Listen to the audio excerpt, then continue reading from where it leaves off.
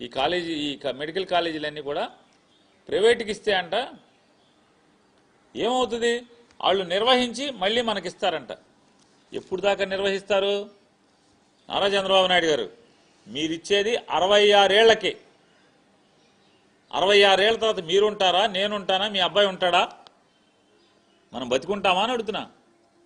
మీరు కానీ, పవన్ కళ్యాణ్ కానీ, మీ అబ్బాయి కానీ, నేను కానీ, జగన్మోహన్ రెడ్డి గారు కానీ, మోడీ గారు కానీ ఎవరన్నా బతికుంటారా?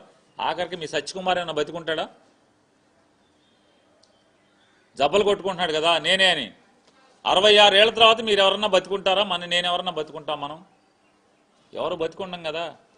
66 ఏళ్లకి మీరు మెడికల్ కాలేజీలని, గవర్నమెంట్ హాస్పిటల్స్ని వాళ్ళ పరం చేసి ఎంతకి ఎకరం రూపాయి కంట, అంటే అద్దె సంవత్సరానికి రూపాయి అద్దెతో 66 ఏళ్ళు లీజుకి ఇచ్చి వాళ్ళు మళ్ళీ వెనక్కిస్తారంట. ఏంటి 66 ఏళ్ళ తర్వాత ఎవడుంటాడు? మళ్ళీ 66 ఏళ్ళకి మళ్ళీ లోకేష్ నాయుడు, మళ్ళీ చంద్రబాబు నాయుడు వస్తే దాన్ని ఇంకో 160 ఏళ్ళు చేయడం ఏముంది? లేదులే ఇన్నాళ్ళు వీళ్ళే ఖర్చు పెట్టి నడిపారు కదా, ఈ కాలేజీలు వాళ్ళకేమని క్యాబినెట్ తీర్మానం చేయడం ఏముంది?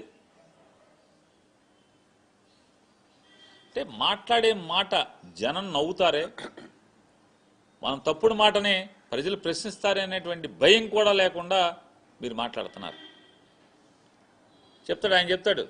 ఏముంటుందా జగన్మోహన్ రెడ్డి అట్లా మాట్లాడతాడు? గవర్నమెంట్ హాస్పిటల్ బయట ప్రభుత్వ ఆసుపత్రి అని పెద్ద బోర్డు ఉంటుంది, కాబట్టి చిన్నగా ఆ ప్రైవేట్ వాడి పేరు రాసుకుంటాడంట. నేను అడుగుతున్నాను నారా చంద్రబాబు నాయుడు గారు, మీ హెరిటేజ్ ఎక్కడెక్కడైతే ఉందో ఆంధ్ర రాష్ట్రంలో, తెలంగాణ వద్దులే, ఆంధ్రప్రదేశ్ రాష్ట్రంలో ఎకరం రూపాయికి సంవత్సరానికి నాకు లీజుకి ఇచ్చేయి. 66 ఏళ్ళకి నేను నడిపి మళ్ళీ 66 ఏళ్ళ తర్వాత మీ దేవాంశకో లేదా దేవాంశ కొడుకు అప్పచెప్తాను. నేను మా మనవడ, మా ముని మనవడు ఎవడో ఒకటి అప్పచెప్తాం, మాకు ఇచ్చేయి. ఇస్తారా అని అడుగుతున్నాను. ఎవరు? ఎందుకు ఎవరు? మీరు కాక అంటే మీ తత్వం ఎట్లా ఉంటుందంటే గాలిలో మేడలు కడతాం, లేదా పిట్టల ద్వారా కబుర్లు చెప్పటం, అసాధ్యాన్ని సాధ్యమవుతుందనేది మాటల్లో ఓకదంపుడు ఉపన్యాసాల్లో చెప్పటం. మొన్న ఏం చెప్తున్నారు? ఈ డాక్టర్లకి ఏం తెలుసాయా? ఏఐకి తెలుసంట. ఏమిటి ఏంటి?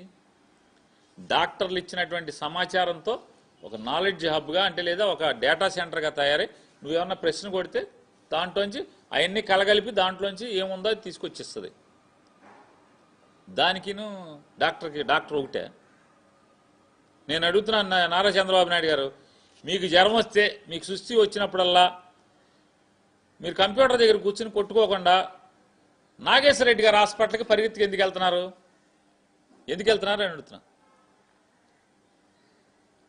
లేదు ఇవన్నీ వద్దు, మీ జిల్లానే కదా, చిత్తూరు గవర్నమెంట్ హాస్పిటల్ని ప్రైవేట్గా ఇచ్చారు కదా 2015 సంవత్సరంలో. మీరు గబాలన చిత్తూరు గవర్నమెంట్ హాస్పిటల్కి ఎందుకు వెళ్ళి వైద్యం చేయించుకోవట్లేదు?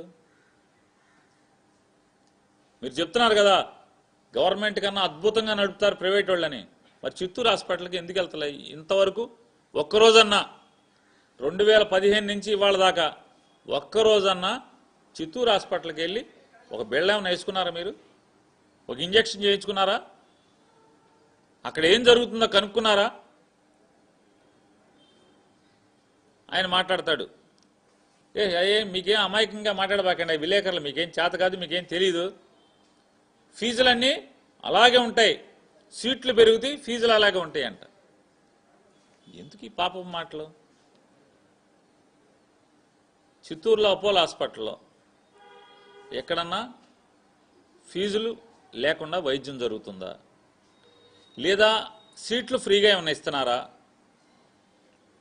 15,000 రూపాయలు వాళ్ళ గవర్నమెంట్ మెడికల్ కాలేజీలో సంవత్సరానికి ఒక పిల్లోడు చదువుకుంటే fee, scanning free, MRI free, రక్త పరీక్షలు ఫ్రీ. మరి మీరు ఫ్రీగా చేస్తారా అని అడుగుతున్నా. ఈ ఫ్రీగా ప్రైవేట్ వాడు చేస్తాడా?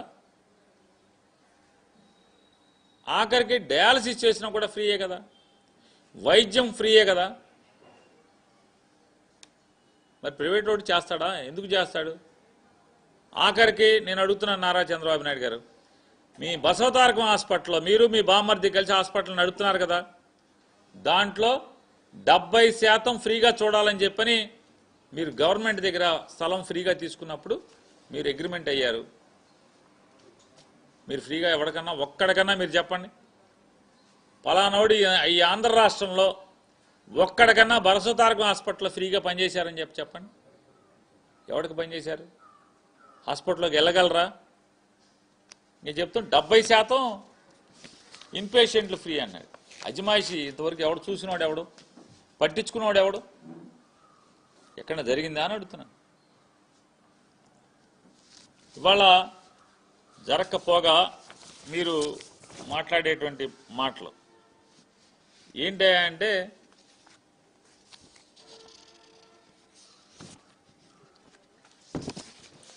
యూరియా వాడకం తగ్గిస్తే బస్తా 800కి ఇస్తా అంట. కలెక్టర్స్ కాన్ఫరెన్స్లో ఆయన మాట్లాడతాడు.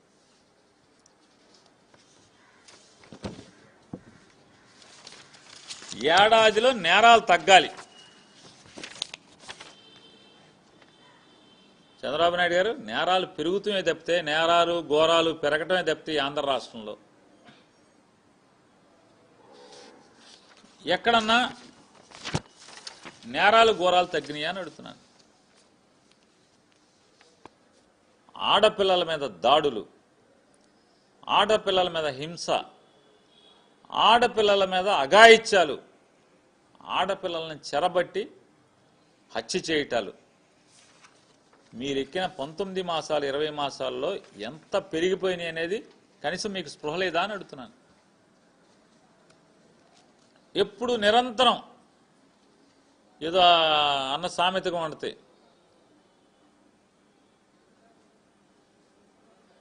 పక్కింటి వాళ్ళ కూర రుచిగా వండుతానట్టుగా మీ పవన్ కళ్యాణ్ గారు, డిప్యూటీ సీఎం గారు ఆయన శాఖను గాలికి వదిలేస్తూ ఉంటాడు.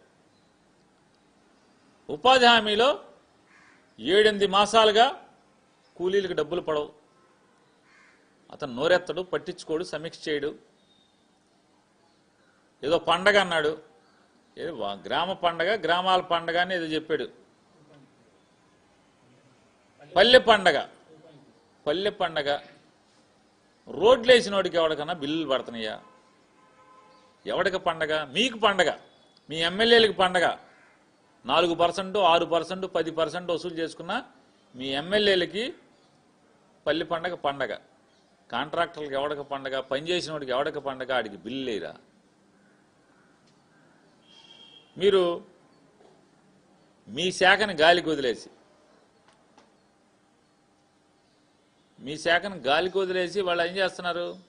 ఎంతసేపు హోమ్ డిపార్ట్మెంట్ అంటే మీ భీమవరం ఎస్పీ గారు కూడా చెడిపోయినట్టే కదా. సాక్షాత్తు పవన్ కళ్యాణ్ గారు చెప్పాడు కదా. ఏమన్నా చర్యలు తీసుకున్నారా భీమవరం పోలీసుల మీద? కంట్రోల్